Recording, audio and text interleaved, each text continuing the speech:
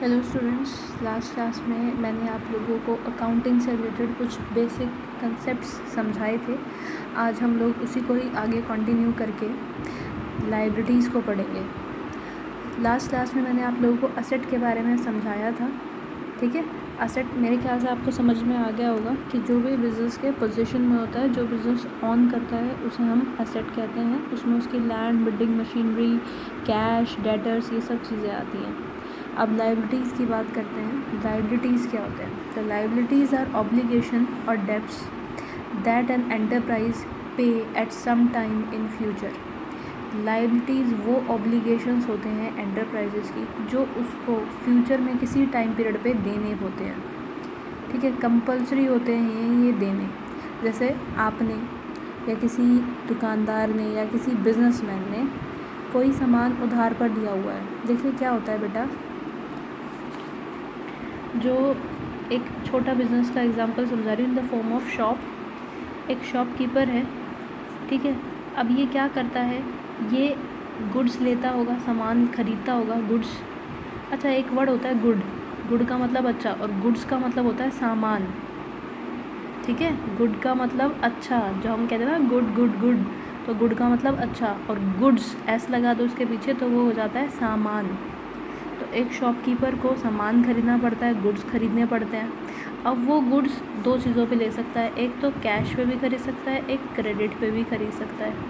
अब जब वो कैश पे ले रहा है तो कोई दिक्कत ही नहीं है, लेकिन जब वो सामान क्रेडिट पे लेता है तो ये क्रेडिट उसके लिए क्या बन जाता है, लायबिलिटी बन जाती है, ठीक है। ये उसकी क्या बन गई, लायबिलिटीज़ बन गई। समझ आया? तो हम उसी लायबिलिटी की बात करें। अब इस बंदे ने सामान उधार पर लिया हुआ है तो ये इसकी क्या हो गई, लायबिलिटीज़ हो गई, ठीक है। तो ये उसकी ऑब्लिगेशन हो गया, डेब्ट हो गया, जो एक पर्सन या एंटरप्राइज को एक पर्टिकुलर टाइम पीरियड के बाद देना होता है। अब जैसे मैंने आपको असेट्स के बारे में बताया था कि असेट्स आपके दो तरीके के हो सकते हैं, non current assets and current assets. इसी तरीके से आपकी जो लायबिलिटीज़ होती है वो भी दो तरीके से होती है, एक तो नॉन करंट लायबिलिटी, एक करंट लायबिलिटी। अब मैंने आपको करंट असेट्स में क्या बताया था और नॉन करंट असेट्स में, कि करंट असेट्स तो वो होती है जो less than 1 year time period के लिए होती हैं, और नॉन करंट जो आपके पास 1 साल से ज़्यादा टाइम पीरियड के लिए रहती हैं।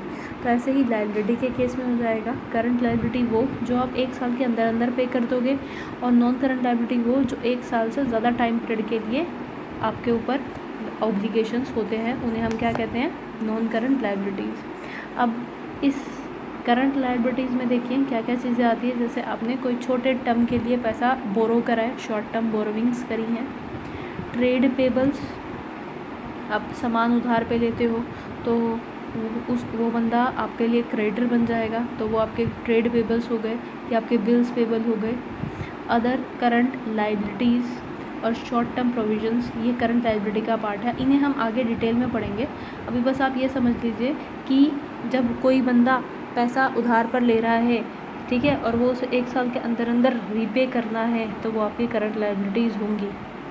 समझ में आया? ये चीज़ें हमें 1 साल के अंदर अंदर रीपे करनी होती है। और नॉन करंट में क्या होता है कि 1 साल से ज़्यादा टाइम पीरियड के लिए हमारे पास रहती है, इसमें आपकी लॉन्ग टर्म बोरोविंग्स आ जाती है, और लंबे टाइम पीरियड के लिए जो प्रोविजंस बनाए गए हैं। शॉर्ट टाइम के प्रोविजंस हम बनाते हैं, जैसे टैक्स के लिए, टैक्स के लिए भी प्रोविज़न बनाना पड़ता है। देखो क्या होता है, टैक्स आपको पे करना है, उनकी एक तारीख तय होती है हर साल में। तो अब वो देखो बेटा, आप जो इनकम अर्न करते हो, आपके पेरेंट्स जो इनकम अर्न करते हैं ना, उन पर उन्हें इनकम टैक्स पे करना होता है। अब वो इनकम टैक्स पे करने की एक डेट होती है। अब सपोज़ उन्हें अपनी इनकम पे 10,000 रुपये टैक्स के रूप में देना है।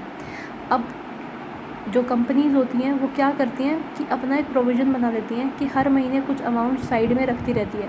अब जैसे आपके फादर को जब इनकम टैक्स देना था तो मार्च के महीने में उन्हें एकदम से 10,000 रुपये निकाल के देने पड़ेंगे। कोई बड़ी बात नहीं है, लेकिन वो एक तरीके से बर्डन के रूप में लगता है। तो कंपनीज़ क्या करती है, जैसे एक अलग से प्रोविज़न बना लेती है और उसमें कुछ amount side by side transfer कर लेती है। इसको अभी खैर इतना समझने की ज़रूरत नहीं है, ये धीरे धीरे जब हम कंसेप्ट करेंगे ना तब आपको समझ में आ जाएगा। तो लायबिलिटीज़ में बस इतना याद रखो कि लायबिलिटीज़ क्या होती है कि वो ऑब्लिगेशंस, वो डेब्ट्स जो एक कंपनी या एक पर्सन ऑन करता है और उसे उस दूसरी पर्सन पार्टी को जिससे उसने पैसा लिया हुआ है या गुड्स उधार पर लिए हुए हैं उसे पेमेंट करनी होती है। तो कुछ पैसा उसे 1 साल के अंदर अंदर पे करना होता है और कुछ 1 साल के बाद उसे रिपे करना होता है। समझ आया? चलिए आगे चलते हैं। कैपिटल क्या होती है? कैपिटल होता है जो एक पर्सन जब बिज़नेस स्टार्ट करता है तो बिज़नेस को स्टार्ट करने के लिए वो जो भी रिसोर्सेज लगा रहा है उसे हम कहते हैं capital. Amount invested bye honour in the firm, जो ऑनर है उसने अपने बिजनेस में जितना भी अमाउंट इन्वेस्ट किया है उसे हम कहते हैं कैपिटल।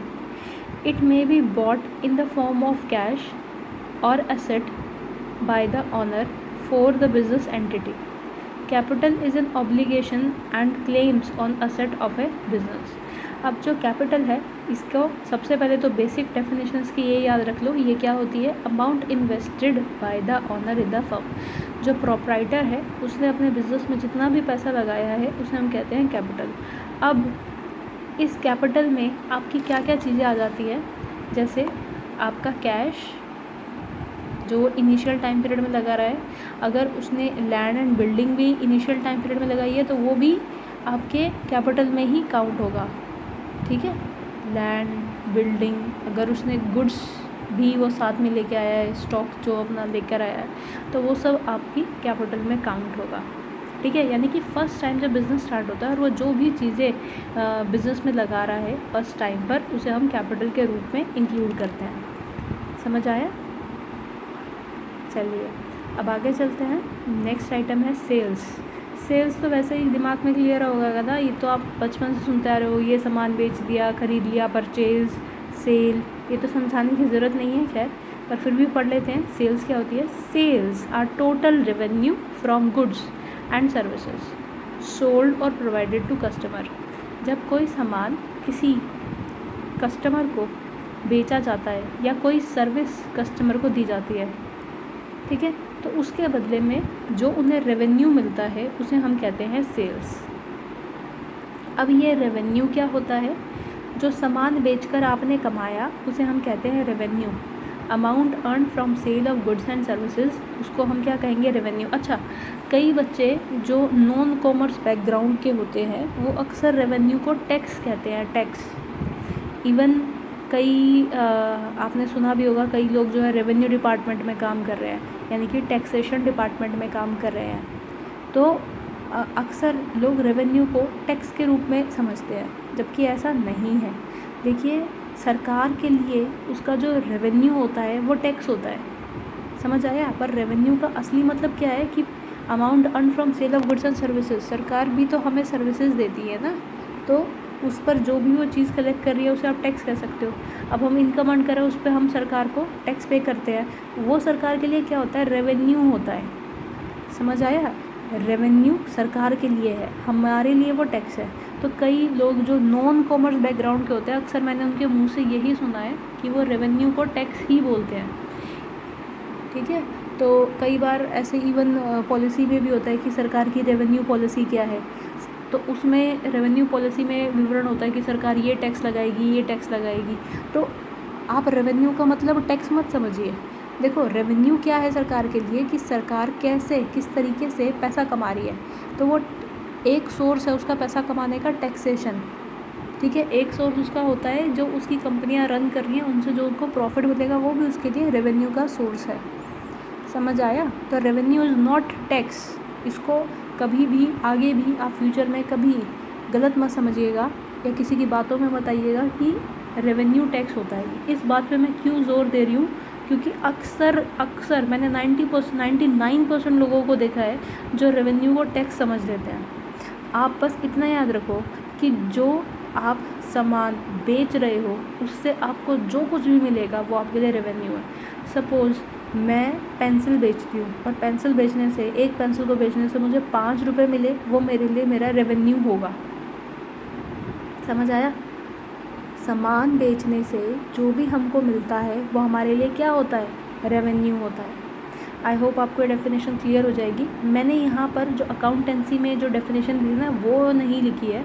ये डेफिनेशन आप जब इकोनॉमिक्स पढ़ोगे आपकी माइक्रो इकोनॉमिक्स, उसमें भी यही डेफिनेशन आएगी रेवेन्यू की। आप लोग कंफ्यूज ना हो जाए और इसको आप लंबे टाइम तक याद रखें, इसलिए मैंने सबसे आसान वाली डेफिनेशन लिखी है यहाँ पर रेवेन्यू की। ठीक है, मैंने यहाँ पे अकाउंटिंग की जो टर्म्स थे ना उनको इस्तेमाल नहीं किया, मैंने जो सबसे ईजीएस्ट फॉर्म था उसमें आपको रेवेन्यू समझाने की कोशिश करी है। आप लोग रेवेन्यू को गलत मत समझिएगा कि रेवेन्यू टैक्स होता है। रेवेन्यू क्या होता है? Amount earn from sale of goods and services, उसे हम क्या कहते हैं? रेवेन्यू। ठीक है, और टोटल रेवेन्यू क्या हो जाएगा आपका? सेल्स हो जाएगा। ठीक है, अब बेटा रेवेन्यू को कलेक्ट करने के लिए, अर्न करने के लिए हमें कुछ खर्चा करना पड़ता है। अब एक बात बताओ, आप गुड्स एंड सर्विसेज बेच रहे हो तो उस गुड्स एंड सर्विसेज को आप किसी पर्टिकुलर जगह पे ही तो बेचोगे ना, तो उस पर्टिकुलर जगह को हम क्या कहते हैं? दुकान या कोई बिज़नेस या कोई आउटलेट। ठीक है, अब उस आउटलेट का आपको रेंट भी पे करना पड़ेगा। अब उस आउटलेट में आप कर्मचारी रखोगे, एम्प्लॉयज़ रखोगे, उनको आपको सैलरी भी देनी पड़ेगी। ठीक है, अब वो एम्प्लॉयज़ वहाँ पे काम करेंगे तो उनके लिए आपको बिजली पानी की भी व्यवस्था करनी पड़ेगी, है ना। आपको टेलीफोन कम्युनिकेशन भी इस्टेब्लिश करना पड़ेगा। तो इस रेवेन्यू को कमाने के लिए जो भी आप खर्चा करते हो उसे हम कहते हैं एक्सपेंस। समझ आया? पहले मैंने आपको सेल्स के बारे में बताया। सेल्स क्या होती है? टोटल रेवेन्यू, जो गुड्स एंड सर्विसेज को बेचकर आपको मिला उसे हम कहते हैं सेल्स। अब यहाँ जो रेवेन्यू की बात हो गई, रेवेन्यू क्या है? सामान को, जो भी आपने सामान बेचा, सामान बेचने से जो कुछ भी मिलता है उसे हम कहते हैं रेवेन्यू। अब इस रेवेन्यू को कमाने के लिए जो हम खर्चा कर रहे हैं इन the form of rent, wages, salary, light, water, telephone etcetera, और भी कई सारी चीज़ें हैं, उन्हें हम कहते हैं एक्सपेंसेस। तो cost incurred by a business in the process of earning revenue is known as expense. अब यहाँ पे मैंने दो टर्म्स लिखी हैं, वेजेस एंड सैलरी। वेजेस हम देते हैं फिजिकल लेबर के लिए, सैलरी हम देते हैं मेंटल वर्क के लिए। ठीक है, वेजेस को हम हिंदी में दिहाड़ी भी बोलते हैं और सैलरी को हम तनख्वाह बोलते हैं, वेतन। समझ आया? तो जब कोई फिज़िकल वर्क कर रहा है तो उसे हम कहते हैं वेजेस। जैसे सामान ढोने का काम हो गया, जिसमें मेंटल एबिलिटी का इस्तेमाल नहीं कर रहा है, यहाँ पे मेंटल एबिलिटीज़ का जो इस्तेमाल करके आप कमा रहे हो उसे हम कहते हैं सैलरीज। ठीक है, आई होप आपको ये सारे टर्म्स क्लियर हो गई हो। अगर ज़रा सा भी कन्फ्यूजन है तो आप मुझे कमेंट करके बता सकते हैं। चलिए आगे की क्लास में हम और कुछ टर्म्स को जानेंगे। Till then, thank you, take care.